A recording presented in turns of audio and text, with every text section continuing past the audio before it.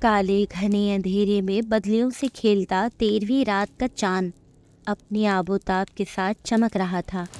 اس کی روشنی کا ہالہ آسمان میں جگمگا رہا تھا۔ ہر طرف ہو کا عالم تھا، پر ہول سنانے میں کہیں دور سے آتی الو کی آواز بہت بھیانک محسوس ہو رہی تھی۔ گھنا جنگل پوری طرح خاموشی میں ڈوبا ہوا تھا، جیسے ہر زیرو انجانے خوف سے اپنے اپنے گھروندوں میں دبک گئی ہو۔ جنگل کی اس گہری خاموشی کو ان کے قدموں کی سرسراتی تھپ کی آواز توڑ رہی تھی۔ وہ اس کا ہاتھ تھامے ہانپتا ہوا بالآخر اس کالے پتھروں سے بنے مندر کے سامنے آ گیا۔ کچھ اونچائی پر بنا مندر کا بڑا سا لکڑی کا دروازہ بند تھا، جسے بند دیکھ کر اس پر مایوسی چھانے لگی۔ وہ نڈھال سا وہیں پڑے بڑے بڑے پتھروں سے بنی ٹیڑھی میڑھی سیڑھیوں پر بیٹھ گیا اور اپنا تھیلا بھی ایک طرف رکھ دیا۔ باپو، ہم یہاں کیوں آئے ہیں؟ وہ ننھا سا لڑکا جو بھاگم بھاگ اس کے تیز قدموں کے ساتھ دوڑتا ہوا آیا تھا، تھکا ہارا بیٹھتے ہوئے حیران نظروں سے چاروں طرف دیکھتے ہوئے استفسار کرنے لگا۔ وہ شخص اسے دیکھ کر رہ گیا مگر بولا کچھ نہیں۔ باپو، مجھے بھوک لگی ہے، آج صبح سے آپ نے مجھے کھانا بھی نہیں دیا۔ وہ لڑکا جس کی عمر 5 برس کے قریب ہوگی کسمسا کر کہنے لگا۔ اس شخص کی آنکھوں میں اندیشے ابھرنے لگے۔ اس نے موبائل میں وقت دیکھا، آدھی رات بیت چکی تھی۔ ٹک ٹک کرتے پل لڑیوں کی طرح پھسلتے جا رہے تھے۔ اس نے تشویش سے مڑ کر مندر کے دروازے کی طرف دیکھا۔ مندر کی خاموش عمارت اپنی ساری ہولناکی سمیت منہ کھولے ان دونوں کی طرف ہی دیکھ رہی تھی۔ کچھ دیر اور بیٹا، بس بابا جی آ جائیں، اس شخص نے بچے کو تسلی دینی چاہی۔ اس شخص کے لہجے میں بے چینی بھری تھی۔ اس نے جنگل سے آتے ہوئے راستے کی طرف بھی پہلو بدل کر دیکھا تھا۔ پتہ نہیں بابا جی آئیں گے بھی یا نہیں، انہیں یاد ہے یا نہیں۔ ایسا نہیں ہو سکتا، بابا جی کو آنا ہی ہوگا۔ وہ خود سے ہی بڑبڑانے لگا۔ اسے رہ رہ کر ماضی کی یادیں ستانے لگی۔ وہ ایک نکما اور کاہل آدمی تھا۔ والدین تو عمر کے چوتھے سال ہی وبائی بیماری سے گزر چکے تھے، جانے یہ کیسے بچ گیا تھا، اور دوسروں کے رحم و کرم اور ترس کی روٹی کھا کر ہی پل بڑھ کر جوان بھی ہوا۔ کہیں محنت کر کے روزی روٹی نہ کما سکا۔ وہ اپنے ایک دوست سے مفت مالی امداد حاصل کرنے اس کے گاؤں گیا۔ وہاں ایک جگہ خوب مجمع جمع تھا۔ وہ بھی رک کر دیکھنے لگا کہ ماجرا کیا ہے۔ تھوڑا آگے پہنچا تو ایک چبوترے پر سادھو بابا آسن لگائے آنکھیں موندے بیٹھے ہیں۔ لوگ باری باری ان کے پاس جاتے ہیں اور سرگوشی میں اپنی خواہش کا اظہار کرتے ہیں۔ اس نے بھی سوچا کون سا ایسا چمتکاری بابا ہے جو ایسے لوگوں کی خواہش پوری کر دے گا۔ اس نے بھی ازراہ مذاق سادھو کے کان میں جا کر سرگوشی کی، میرا دوست مجھے میرے مانگے ہوئے سے 10 گنا زیادہ مال دے۔ یہ کہہ کر ہٹا۔ سادھو بابا وہاں رات بھر رہے اور جب تک وہ وہاں بیٹھے ہوئے تھے لوگ ان سے خواہشات مانگتے رہے۔ جیسے ہی صبح سورج کی پہلی کرن طلوع ہوئی، بابا نے اپنی سرخ آنکھیں کھولیں، چبوترے سے اترے اور کسی سے بات کیے بنا اپنا راستہ خود بناتے بھیڑ کو چیرتے ہوئے جنگل کی طرف نکل گئے۔ اس نے بابا کے بارے میں پوچھا، بڑے مہان گیانی سادھو بابا ہے، ایسی کوئی خواہش نہیں جو یہ پوری نہیں کر سکتے۔ سال میں ایک بار اس گاؤں میں کالی ماں کے مندر کے لیے ان کی سادھنا کرنے آتے ہیں۔ یہی ہماری خوش قسمتی ہے کہ وہ یہاں آتے ہیں، ہمارے بگڑے کام سنور جاتے ہیں۔ یہاں آنے سے ایک رات پہلے وہ پہاڑی کے کالے مندر میں استھاپنا کرتے ہیں، پھر گاؤں کا رخ کرتے ہیں۔ خوب سر ہلا ہلا کر دل ہی دل میں ہنستے ہوئے اس شخص نے ساری باتیں سنی اور اپنی منزل کی جانب چل پڑا۔ جب وہ اپنے دوست سے ملا تو دوست نے خوب آؤ بھگت کی، اور جب اس نے اپنی مقررہ رقم بطور قرض مانگی دوست فوراً اٹھ کر اندر کی طرف گیا۔ اس شخص کی آنکھیں اس وقت پھٹی کی پھٹی رہ گئیں جب اس کے دوست نے بخوشی اسے اس کی مانگی ہوئی رقم سے 10 گنا زیادہ رقم حوالے کی۔ وہ کافی دیر تک حیران رہ گیا، ہاتھوں سے چھو چھو کر اس رقم کو دیکھتا رہا، یقین کرتا رہا کہ اس نے جو خواہش مانگی تھی وہ پوری ہو گئی تھی۔ وہ حیرت زدہ اس سادھو بابا کے بارے میں سوچ رہا تھا۔ وہ دوبارہ اسی گاؤں میں واپس گیا۔ سادھو کا پتہ پوچھتے ہوئے وہ پہاڑی کے کالے مندر میں پہنچا۔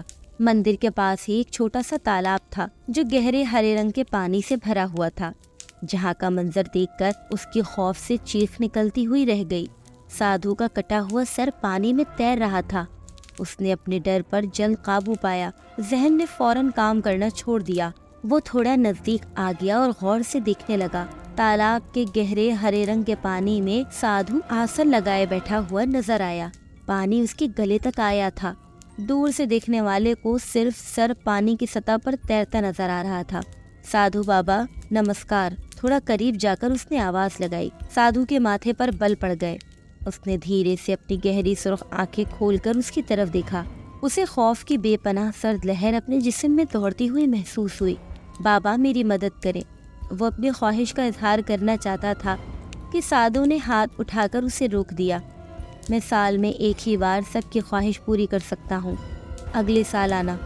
سادھو کی گرجدار آواز گونجی۔ میں یہاں کوئی خواہش لے کر نہیں آیا بابا، میں آپ کی خدمت کرنا چاہتا ہوں، آپ کے ساتھ رہنا چاہتا ہوں اور آپ جیسی سدھی پانا چاہتا ہوں بابا۔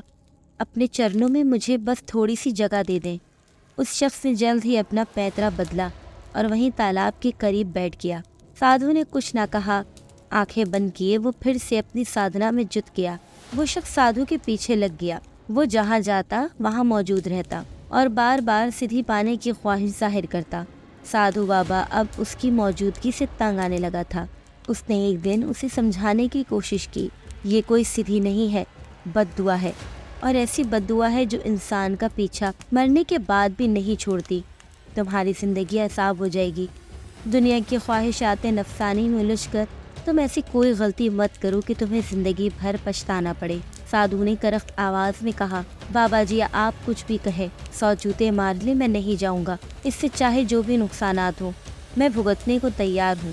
آپ خود سوچیں کتنی انمول طاقت ہے آپ کے پاس، ساری دنیا آپ کے قدموں میں ہے۔ وہ شخص پرجوش انداز میں کہنے لگا اور بابا کے چرنوں میں بیٹھ گیا۔ سچ اس سے زیادہ بھیانک ہے بالک، کیوں اپنی اچھی بھلی زندگی کو جہنم بنانے پر تلے ہو؟ یہ ایسی بد دعا ہے جو تمہیں نہ زندوں میں زندہ رکھے گی اور نہ مردوں میں مردہ رہنے دے گی۔ یہ جو خواہشات کا جال ہے جسے پورا ہوتے ہوئے تم دیکھ رہے ہو، یہ تخلیق کار کی عطا نہیں ہے، بلکہ تخلیق کار کے انصاف کے خلاف جا کر چھینی ہوئی جبرن حاصل کی ہوئی عطا ہے، جو کسی ایک کے لیے نعمت تو ہو سکتی ہے لیکن جس سے لی گئی ہے اس کے لیے عذاب بن جاتی ہے۔ یہ خواہشات جو پوری ہوتی ہیں کسی اور کے لیے حادثہ، بلا، بری تقدیر، برا وقت بن کر نازل ہوتی ہیں، اس کی ذات سے خوش قسمتی چھین کر اس خواہش کرنے والے کو دی جاتی ہیں۔ سادھو بابا کا لہجہ نہ جانے کیوں نفرت انگیز ہو گیا تھا۔ ان کی سرخ آنکھوں سے انجانا کرب جھلکنے لگا۔ جب یہ اتنا برا، بھیانک اور انسانوں پر ظلم تھا تو آپ نے اسے کیوں پراپت کیا؟ آپ تو اس سدھی کے ماہر بن گئے، اب آپ کے من میں لالچ آ گیا ہے کہ کوئی اور اسے حاصل نہ کرے۔ وہ شخص بکڑتا ہوا بولا۔ بابا نے جلال سے اس کی طرف دیکھا۔ آپ چاہتے ہی نہیں کہ کوئی آپ کی طرح مہان گیانی بن جائے، آپ کی طرح اس سنسار کی سیوا کرے۔ آپ ایک خود غرض پاکھنڈی سادھو ہیں۔ وہ بھی آج بہت غصے میں تھا۔ سادھو کے ساتھ در در بھٹکتے ہوئے بنجاروں کی طرح گھومتے وہ بھی عاجز آ چکا تھا۔ وہ کافی دیر تک سادھو بابا کو کوستا رہا۔ ٹھیک ہے، اگر تم چاہتے ہو تو ایسا ہی صحیح۔ اگر مجھے تم سے اس وقت تھوڑی سی بھی ہمدردی ہوتی تو میں یہ راز تمہیں کبھی نہ بتاتا، لیکن تم نے جو اپمان کیا ہے اس کی سزا تمہیں ضرور ملے گی، تمہاری یہ خواہش بھی پوری ہوگی۔ سادھو بابا اتنے جلال و غصے میں تھے کہ وہ کھڑے ہو گئے، چہرہ سرخی سے تمتمانے لگا۔ تو سن اے بے وقوف انسان، ایسا نوزائیدہ بچہ لے جو مہینے کی 13 تاریخ کو پیدا ہوا ہے، اسے اس طرح پال کہ اس کی ایک بھی خواہش، ایک بھی آرزو رد نہ ہوئی ہو، اس کی ہر تمنا پوری کرنا ہوگی، اس کا دل ہمیشہ خوش رکھنا ہوگا، اور جب وہ 5 سال کا ہو جائے گا تو اسے کالی پہاڑی کے کالے مندر میں مہینے کی 13 تاریخ کو آدھی رات کے وقت لے آنا، مردود تب تک اپنی شکل نہ دکھانا۔ سادھو بابا غصے سے کہتا ہوا ایک طرف نکل گیا۔ وہ شخص خوشی سے ناچنے لگا۔ اب اسے سادھو کے پیچھے جانے کی ضرورت نہیں تھی۔ باپو بھوک لگی ہے۔ بچے کی آواز سے وہ اپنے ماضی سے نکل آیا۔ اس نے دن رات محنت کر کے 13 تاریخ کا ایک یتیم بچہ گود لیا، اسے محنت کر کے پالا پوسا، اس کی ہر خواہش اپنے خون پسینے کی کمائی سے پوری کی۔ پہلے پہل تو وہ بیزار ہو گیا تھا، پھر روٹین بن گئی، دھیرے دھیرے وہ بچہ اس کی عادت بن گیا۔ اس کو خوش رکھتے ہوئے کب وہ اس کی محبت میں گرفتار ہوا اسے بھی خبر نہ ہوئی۔ وہ اس پر اپنی پدرانہ شفقت لٹاتا رہا۔ 5 سال جس انتظار میں وہ کاٹ رہا تھا، آخر وہ دن آ گیا تھا۔ اور اب وہ سادھو کے کہنے کے مطابق کالی پہاڑی کے مندر کے سامنے کھڑا تھا۔ اس سے پہلے کہ وہ بچے کو پھر کوئی تسلی دیتا، مندر کا دروازہ ایک بھیانک آواز کے ساتھ کھلا۔ گھپ اندھیرے میں چاند کی روشنی مندر میں ایک لکیر کی صورت داخل ہوئی۔ اس لکیر میں سادھو کا اجلا سفید جسم اسے باہر کی طرف آتا ہوا محسوس ہوا۔ وہ خوشی سے دوڑتا ہوا سادھو کی طرف بڑھا۔ بچہ بھی ساتھ تھا۔ سادھو نے اسے غصے سے دیکھا اور ایک ہمدردی بھری نظر بچے پر ڈال کر تالاب کے سامنے بنے ہوئے چھوٹے سے آنگن نما دائرے کی طرف بڑھا۔ بے وقوف انسان، آخر تو اپنی ضد سے باز نہیں آیا۔ تو جانتا ہے نا یہ بددعا ہے، ایک بار تم اس سدھی کو حاصل کر لو گے تو وہ آخری سانس تک تمہیں نہیں چھوڑے گی۔ اس کا کوئی علاج نہیں ہے، کوئی توڑ نہیں ہے۔ سادھو نے گرجدار آواز سے ماحول میں بسی خاموشی کو توڑا۔ بابا جی، میں نے پکا ارادہ کر لیا ہے، جب میں ایسی انمول سدھی پراپت کروں گا تو کیوں اس سے جان چھڑانا چاہوں گا۔ وہ شخص نرمی و عزت سے ہاتھ جوڑ کر کہنے لگا، تم نہیں جانتے تم کیا کرنے جا رہے ہو، اور میں تمہیں بتاؤں تو بھی تم بھروسہ نہیں کرو گے۔ اب قسمت نے تمہارے لیے یہ عذاب لکھ ہی دیا ہے تو میں نیتی کا فیصلہ بدل نہیں سکتا۔ سادھو بابا نے اس بچے کی طرف غور سے دیکھا۔ آپ بتائیں بابا جی، مجھے کیا کرنا ہوگا؟ میں آپ کا کہا ہوا سارا سامان بھی ساتھ لایا ہوں، اور صبح کے 12 بجے سے رات کے 12 بجے ہے۔ بچہ بھوکا پیاسا ہے۔ اس شخص نے بابا کی باتوں کو نظر انداز کر دیا۔ چادر بچھائی، سارے پھل فروٹ مٹھائیاں نکال کر سجانے لگا۔ بچہ بھوک سے تڑپ اٹھا، لیکن پھر اس شخص نے اسے روک دیا اور اپنا کام کرنے لگا۔ آپ نے جیسا کہا تھا، بچے کی پسند کی مٹھائیاں اور فروٹ سب لایا ہوں بابا۔ اس شخص نے بابا کو اطلاع دی، جو اسے اور اس بچے کو ہی تک رہے تھے۔ بچہ بھوکی نظروں سے مٹھائیوں کو دیکھ رہا تھا۔ تو تم نہیں مانو گے، اپنی بات پر اڑے رہو گے؟ بابا نے آخری دفعہ پھر پوچھا۔ اسے بچے پر بڑا ترس آ رہا تھا۔ ہاں بابا جی، میرا ارادہ پکا ہے، آپ عمل بتا دیں، اس شخص نے قدرے چڑھتے ہوئے کہا۔ تو ٹھیک ہے، اس بچے کو تالاب میں 3 ڈبکیاں لگوا کر پوتر کرو۔ اسے کھانے کے لیے اس کی پسند کی مٹھائیاں دو، لیکن یاد رہے اسے پانی نہ دینا۔ جب وہ حد سے زیادہ شدت سے تم سے پانی مانگے گا، تب اس کے ہاتھ میں پانی کا برتن رکھ کر اس کی گردن اس تلوار سے اڑا دینا، اس کا خون برتن میں بھر کر خود پی جانا۔ یہ سنتے ہی اس شخص کے چہرے کا رنگ اڑ گیا۔ اس نے بچے کو اپنے ساتھ لگا لیا۔ ایسی سچائی سن کر اس کے جسم کا ذرہ ذرہ کانپ گیا تھا۔ سادھو اپنی بات کہتا رہا تھا، یہ سب ترتیب وار کرتے ہی تمہیں سدھی حاصل ہو جائے گی۔ یہ تلوار اور اپنی سدھی پراپت کرو۔ سادھو بابا نے حقارت سے کہا اور آسن لگائے اس شخص کے سامنے بیٹھ گیا۔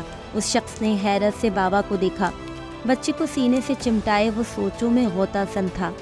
جلد ہی اس شخص پر نفسانی خواہشات نے حملہ کر دیا۔ اسے یاد آیا کہ کس طرح محنت کر کے، روزگار کر کے، مانگ مانگ کر اس نے پھولوں کی طرح اس بچے کی پرورش کی ہے، اور اب وہ آخری موڑ پر پیچھے نہیں ہٹ سکتا۔ یہ بچہ تھوڑی اس کا اپنا ہے، کسی اور کا ہے، اسے اس کا غم کیسا؟ اس خیال کے آتے ہی اس کے ہاتھوں کی گرفت بچے کے نرم وجود پر سخت ہونے لگی۔ وہ مضبوطی سے بچے کو تھام کر تالاب کی طرف لے گیا، اسے اسنان کروایا، 3 ڈبکیاں لگوائیں، اسے پوتر کر کے واپس وہاں لے آیا جہاں اس نے بچے کی پسند کی ہر ایک چیز چن کر رکھی تھی۔ لے بیٹا، کھا لے، جتنا کھانا ہے، تو صبح سے بھوکا ہے نا؟ پیار سے بیٹے کو مٹھائیاں کھلانے لگا، ایک ہاتھ سے تلوار بھی تول رہا تھا۔ کچھ مٹھائیاں کھانے کے بعد بچہ پانی کی تکرار کرنے لگا۔ باپو پانی دو، پیاس لگی ہے، باپو باپو پانی دو نا، پیاس لگی ہے۔ اس شخص نے اسے خالی پانی کا برتن دیا اور ایک جھٹکے سے وار کیا۔ بچے کی چیخ نے سارے جنگل کے پرہول سناٹے کو لرزا کر رکھ دیا۔ اس شخص کی آنکھوں میں خباثت بھری تھی۔ اس شخص پر ایسا جنون سوار تھا کہ وہ بچے کا گرم گرم خون غٹاغٹ پی گیا۔ اس کی سرخ آنکھوں میں شیطانیت ناچ رہی تھی۔ خون پی کر وہ بری طرح لڑکھڑا گیا اور وہ وہیں بے ہوش ہو کر گر پڑا۔ باپو پانی دو نا، اس آواز پر اس کی آنکھ کھلی تھی۔ سورج کا اجالا چاروں طرف پھیلا ہوا تھا۔ حقیقت اپنی بھیانک سچائی لیے سامنے کھڑی تھی، جسے وہ ایک ڈراؤنا خواب سمجھ رہا تھا۔ بچے کی مردہ سفید لاش سامنے پڑی تھی۔ فاصلے پر اس کا کٹا ہوا سر دیکھ کر اس کا جی متلانے لگا۔ وہ سر پکڑ کر اٹھ بیٹھا۔ سادھو بابا کا کوئی پتہ نہیں تھا، وہ تنہا ہی وہاں پڑا ہوا تھا۔ باپو پانی دو نا، پیاس لگی ہے۔ اس آواز پر وہ زور سے اچھل کر کھڑا ہو گیا۔